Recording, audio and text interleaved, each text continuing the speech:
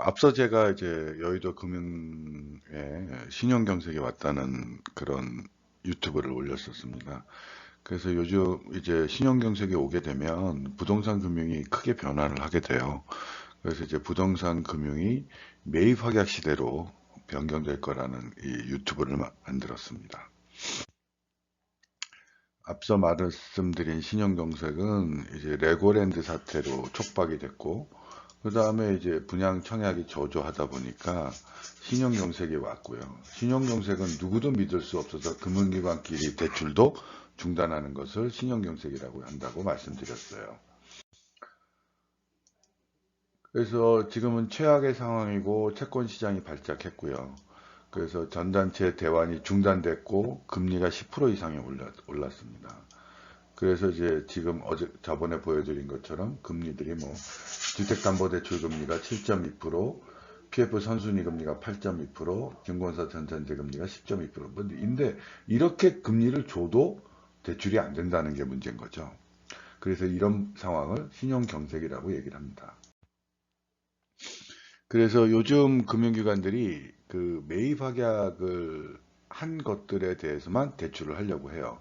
그래서 매입확약이 어떤 거냐면 우선 주거형인 경우에 이 주거형 매입확약 상품은 미분양 담보대출이 있습니다. 그 미분양 담보대출이 뭐냐면 그 LH에서 허그에서 미분양된 것들을 매입을 해줘요. 그러니까 감정가의 60%까지 그래서 그 매입을 해줘서 미분양을 해소해주고 시행사한테 유동성을 주고 그리고 미분양 담보대출로 인해서 어, 시공사들이 공사비를 못 받은 것들을 해결해주는 이런 미분양 담보대출 상품을 내놨습니다. 이게 모기지 보증이라고 하고요. 그래서 보증 한도 이내에서 보증 모기지 자금 대출 원금이고 감정가액의 60% 거고 선순위 채권액이 있으면 그거 제외하고 대출하는 거고요. 보증서 발급일로부터 최초 상환기까지 뭐 이렇게 하게 됩니다. 그러니까 미분양 담보대출을 이용하게 되면 여러 가지 지금 아파트나 이런 거에 미분양된 거를 해소하기 위해서 허그에서 만들어낸 거니까 이거는 잘 알아두시면 좋을 것 같습니다. 그 다음에 이제 물류센터에서는 매입 확약이 두 가지가 있어요. 선매입 조건부 확약이라는 게 있는데요. 물류센터 대출금에 대해서만 상환 보증을 합니다. 그러니까 물류센터 매출액이 800억이다, 대출금이 500억이다. 그러면 500억에 대한 상환 보증을 하는 거죠. 그래서 선매입 조건은 굉장히 까다롭습니다. 그래서 담보 평가 금액이 뭐 800억이다 그러면 800억을 유지해라. 그리고 나는 너한테 뭐 550억, 500억만 주겠다. 그리고 뭐 임대차 계약 30% 해라. 선매입 동의시 뭐 어쩌고 저쩌고 하고 이거 위약금을 나중에 사는데 요즘은 이 선매입 조건부 확약 보증 수수료를 증권사들이 받을 때는 선취하고 4%를 받습니다. 그리고 이제 일반 증권사들은 요즘은 선매입 조건부 확약서를 하더라도 인정하지 않고요. 코랑코, 마스턴, 이지스조차도 지금은 기피합니다. 그러니까 예전에 이제 선매입 조건부 확약을 하고 그로 인해서 수수료를 받았던 자산운용사들이 지금 대주단의 선순위나 이런 새마을금고나 이런 데서 인정을 안 해주고 있는 거죠. 그래서 요즘에 물류센터 매입 확약은 중공업 가치평가 금액이 앞서는 800억이면 대출 금액이 500억이면 500억이만 하지만 매입 확약은 중공업 가치평가 금액에 대한 전액을 합니다. 그러니까 800억에 대한 매입 확약을 하는 거죠. 그리고 이제 보증금을 매입 확약 금액의 10%를 신탁사에 납부해야 됩니다. 이거는 새마을금고도 이 조건이 들어가 있어요. 그래서 이렇게 납부해야 되고요. 그 외국계 대형 펀드사만 인정하고 있습니다. 캔다스퀘어, 커너, 싱가포르 투자청, 에퀴지스, 스웨덴의 뭐 이런 데만 인정하고 있는 거죠. 그래서 지금 물류센터도 매입 확약이 굉장히 까다로워졌습니다. 그러니까 신용 경색이 오게 되면 이제 웬만한 거를 받아주던 게 아니라 확실한 거 아니면 대출을 안 하겠다 이런 거. 정리를 좀 해보자면 주거 시설에 대한 그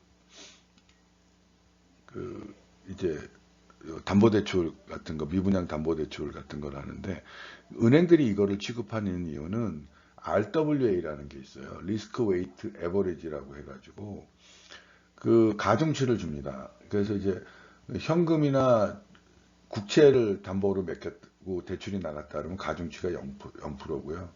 뭐 은행채, 증권채는 20%, 주택담보대출은 50%, 회사채, 가계대출은 100%.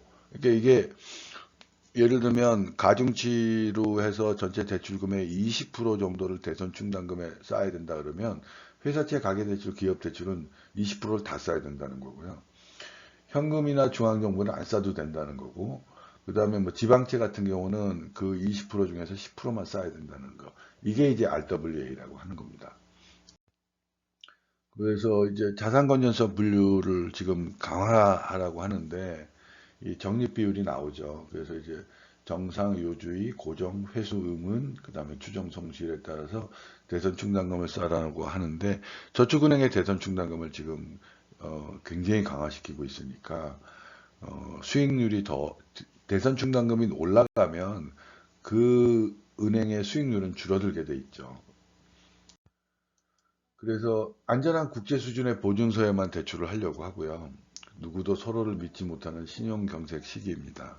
그래서 정부기관의 MBS, 모기지 본드 시큐리티, 백 시큐리티나 그다음에 국외기관의 물류센터에 대한 매입 확약만 인정하고 있는 상황입니다. 이게 신용경색이 오게 되면 안전한 것이 아니면 아무도 대출을 해주지 않는다라는 거. 안전한 것이라는 거는 외국계 큰 은행 또는 국내는 인정 안 하고요. 그 다음에 이제 외국의 큰 행이나 국채, 정부에서 발행한 것만 보증서로 발급받는다. 이런 얘기입니다.